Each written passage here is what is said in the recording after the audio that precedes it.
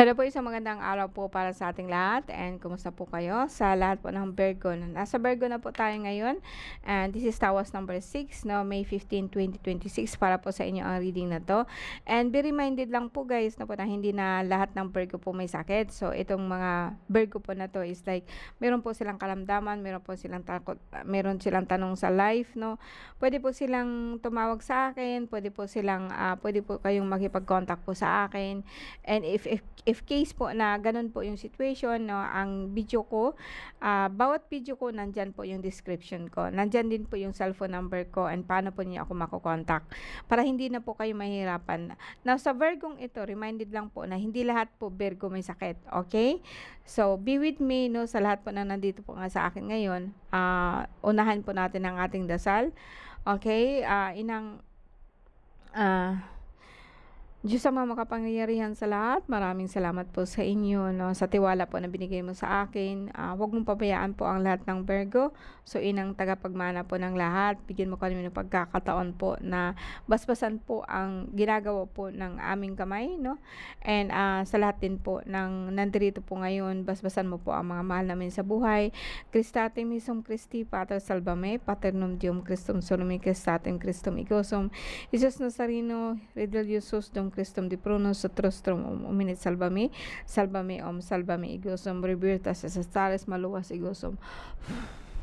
So, para po sa inyo guys, no, Virgo, kumusta na ho kayo, no? Hi po, no?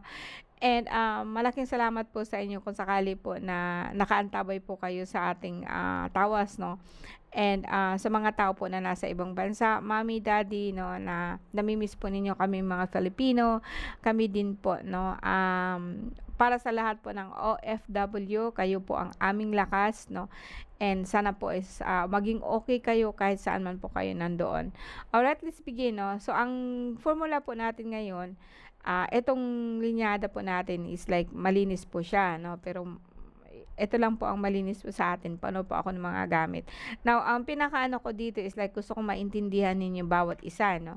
Ang bawat ano po natin, yung bawat card po natin, matingnan ninyo kung ano po talaga ang nandoon, no? And kunin natin kung ano po yung pinaka-sitwasyon ng Virgo sa ngayon. And then after that, alisin ko po yun.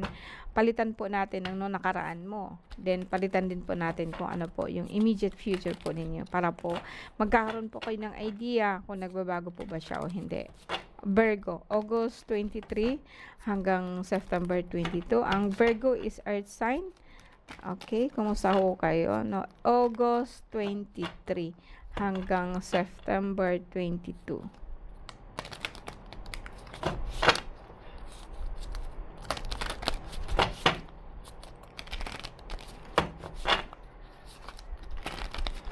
Okay, Virgo. Kumusta po ang Virgo ngayon, no? This is Tawas. Okay, so nakikita ko kaagad dito na hindi ho kayo nakakatulog. And hindi rin kayo, parang may problema po kayo sa inyong sikmura. So makikita po nyo dito, I have 9 cards here. And kung aalisin po natin ang apat na elemento, so pwede pong eto lang po kayo. Pero nandito po ang 5 elemento po, no. Nasa gitna po dito yung spirit or yung kayo, yung esensya or essence po ng inyong pagkatao or essence po ng lahat ng Virgo sa ngayon. Sa ngayon guys, no, actually, I would say na you are a happy 9 of Vessel, generosity. Ito po yung situation po ninyo sa ngayon, no. Makikita ko po dito na parang despite pa po sa mga nangyari po sa inyo, makikita ko na masaya po ang Virgo sa ngayon, no. And pinipilit mo. Actually, kahit naman sabihin natin na so paisang tingin lang po kasi ang situation po kasi natin or sitwasyon or esensya or essence or kung ano po nangyari po sa inyo is different from your conscious mind and your subconscious mind. There is nothing to do with your conscious mind and your subconscious mind what is happening now. Kahit sabihin po natin na pwedeng pilitin ang sitwasyon. Di ba pag halimbawa po mag-ritual ka. Pag mag-ritual ka kasi is to change about the situation. Hindi yung kung ano yung situation mo ngayon, iyon pa din ang gagawin mo in the time po na nagre-ritual ka. That is very wrong. When I say na mag-ritual ka, so babaguhin po niya yung sitwasyon mo ngayon. So this is what happened here. Kumbaga sa akin parang naka-concentrate ka lang po na magiging masaya ka despite pa po sa mga nangyari, which is also good, no? But you also have to think kung ano po yung conscious mind mo, yung ano ang iniisip mo lagi. Dito kasi, no, ang conscious mind mo is about the green man. The green man is about the warlock. So, kung ikaw po tumitingin sa akin ngayon, ikaw po ba, Virgo, is like a warlock, no? Or ikaw po ba is like thinking about sa mga tao po na nawala na? Kasi this is about people who are dead, no? And this is about warlock. Warlock actually is the person, kung sino man po ang may-ari ng katawan na yan, kung siya po isa ng warlock, actually this person is already dead.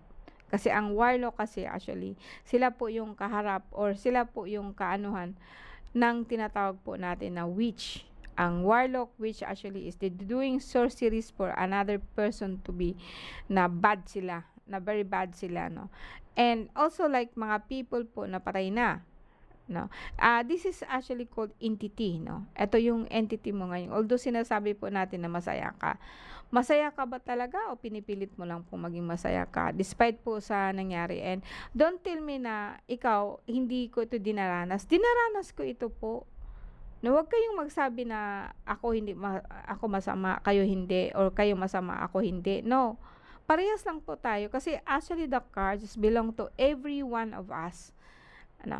And ang inaano ko lang po sa inyo dito, kahit sabihin po natin na tawas to, kasi nga po, hindi niyo alam kung bakit po kayo nagkakasakit. Bakit kayo nagkakaroon ng ganitong klaseng problema. Ano?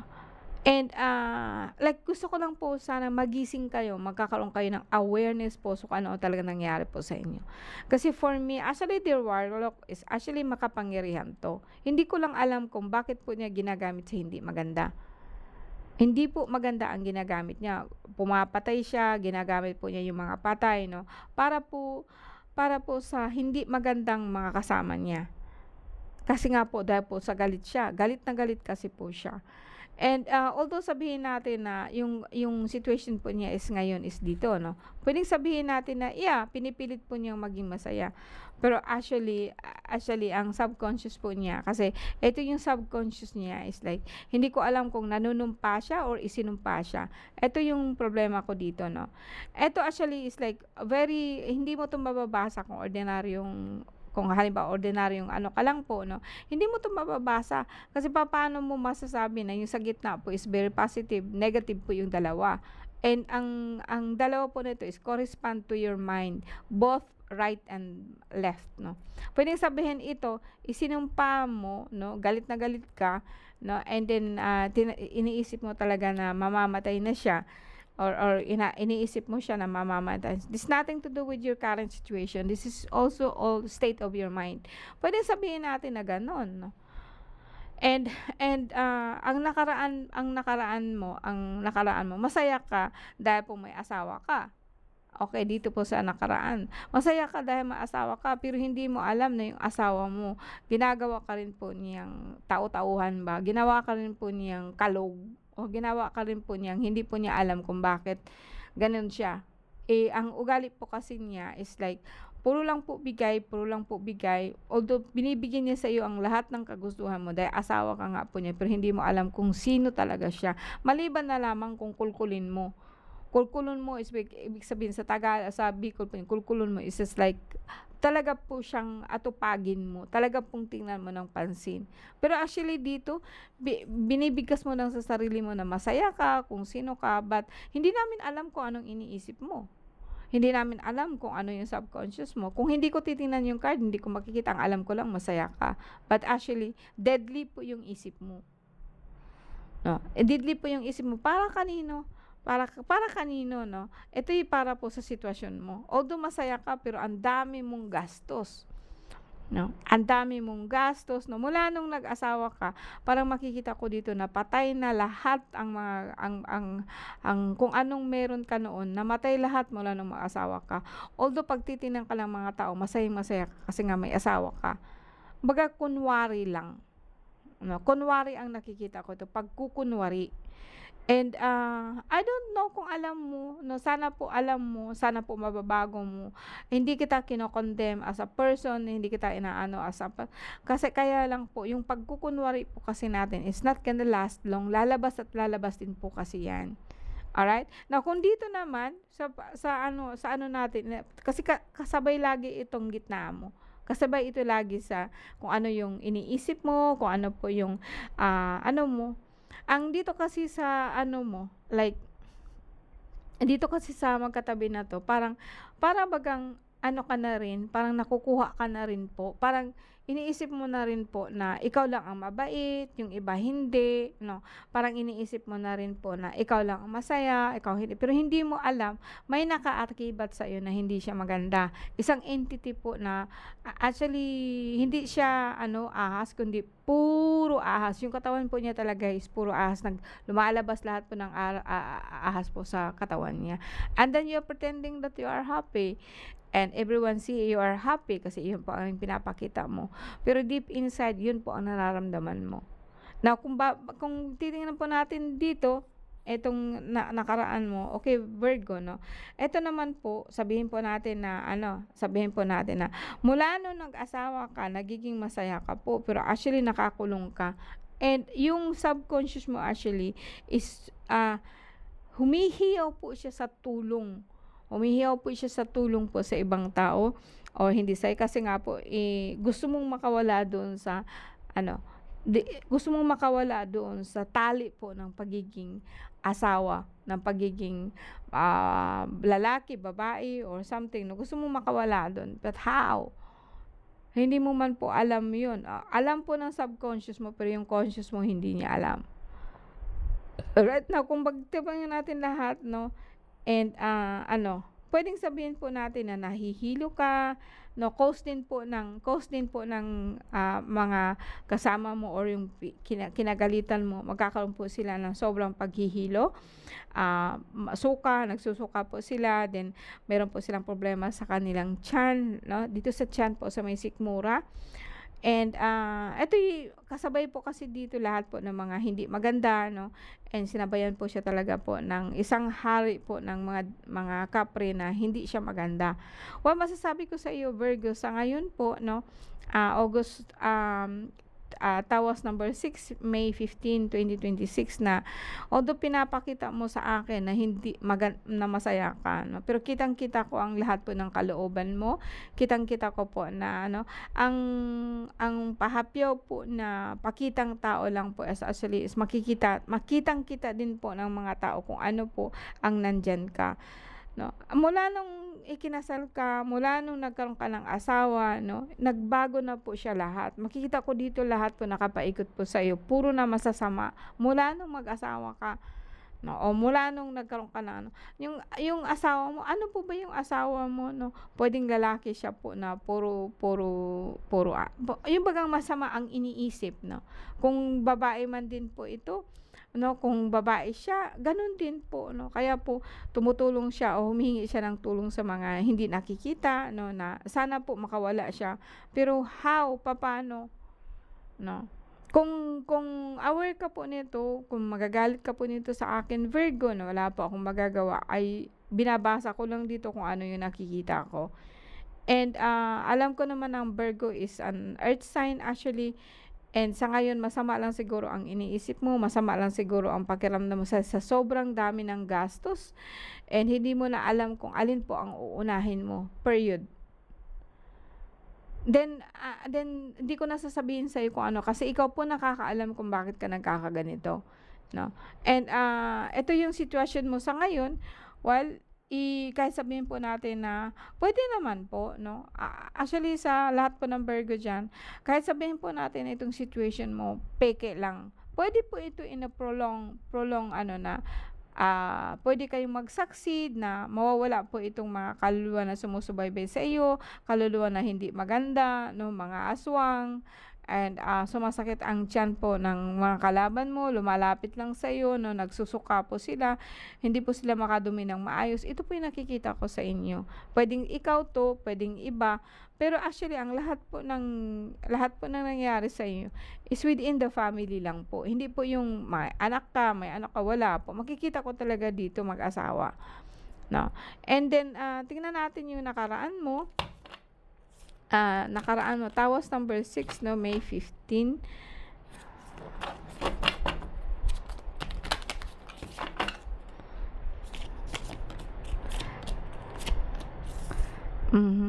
Itong nakaraan mo actually pwedeng kunin na muna natin para hindi na tayo magugulo dito.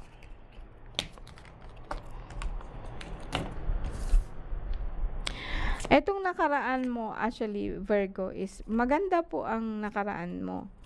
May sense of ka po talaga. May gusto kang gagawin po, no?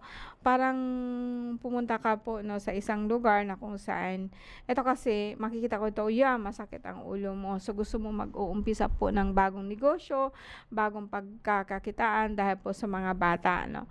And believe po ako dito sa iyo, no, nung nakaraan mo. And dito naman po parang sumasabay dito kasi ang Ace of Wands, ito po yung pinaka-esensya ninyo. Ace of Wands, ibig sabihin, no, simula po ng isang negosyo na kung saan para po sa mga bata.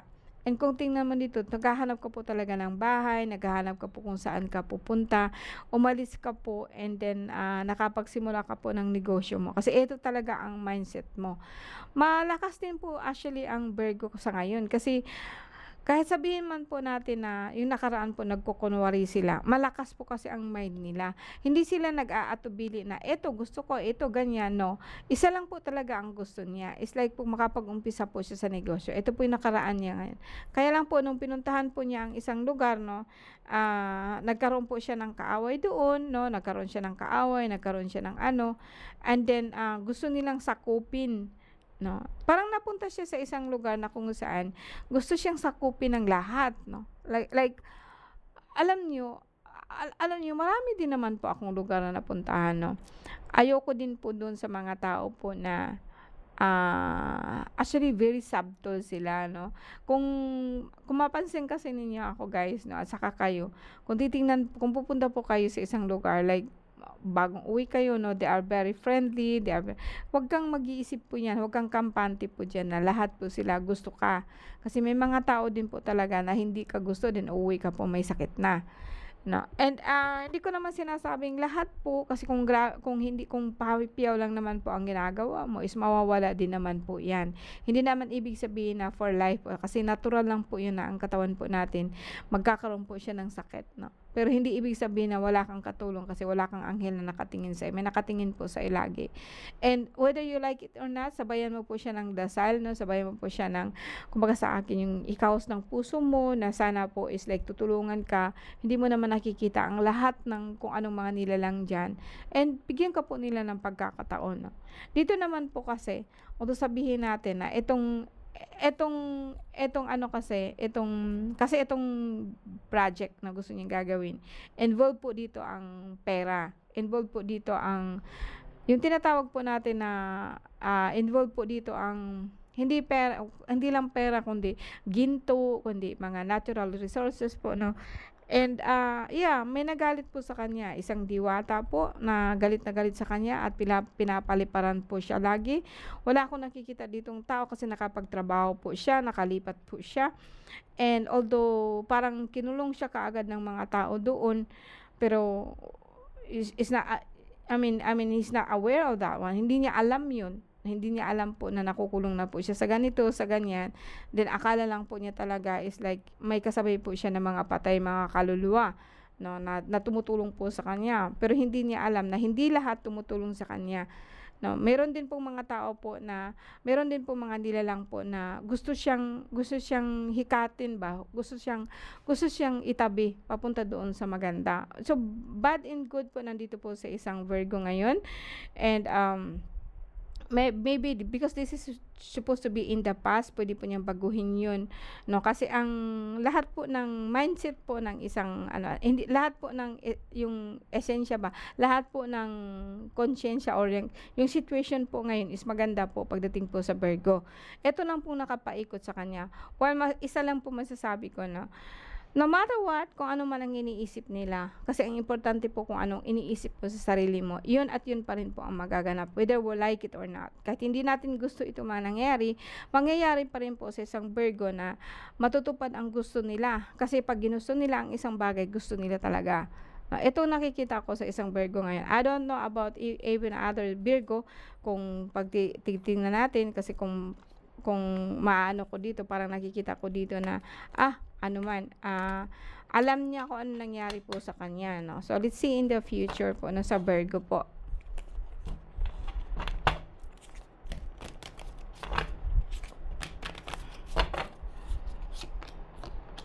So, ang future po ng Virgo is like, okay man po siya, may mga pamilya pong tumutulong sa kanya, no? And meron pong parating po sa kanya na parang hindi paligsahan kundi parang piyesta ba, na parang kainan, no? Ito yung actually ang Virgo, kasalukuyan, kahapon at saka ngayon, maganda po actually ang pinakasentro ng card nila kasi pinakaimportante po itong conscious mind po nila, no? And may parating po sa kanya kasi this is a future event.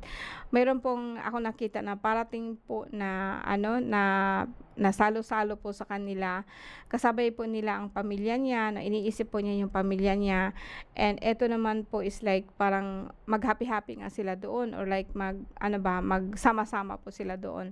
And actually this one in the future is just like maganda po sila, makukuha po niya yung pamilya niya, salo-salo. So this is a very positive card, no? Wala po akong makita dito na negative, maliban na lamang po sa dalawa, but it's okay. Basta ang pinaka-importante niyo yung Three of Vessel, yung masaya po sila, magkasama-sama po silang pamilya. And dito naman po, like, mayroon din pamilya po na iniimbitahan na niya, pero hindi pa po napunta, no? And parang hindi po siya naririnig, no? At least po, inimbitahan niya pa rin kahit papano po, no? Ang dito naman po, pagdating natin sa, at the end po sa card po natin, no? Although sa piyesta na yon, marami siyang mapapasaya, marami din po ang hindi naging masaya, it's okay, as long na ang pinaka main purpose po niya dito is maibigay niya kung ano po ang gusto po ng karamihan. And dito naman, may mga kukunin po siya, na sabihin po natin ng mga tao, mga kakilala niya, no? Kung minsan hindi po makakarating, may mangyari din po doon na parang some part po sa lugar po nila is anuhan po sila ng tinatawag po natin na lindol, pero wala man pa ako nakikita dito na sobra.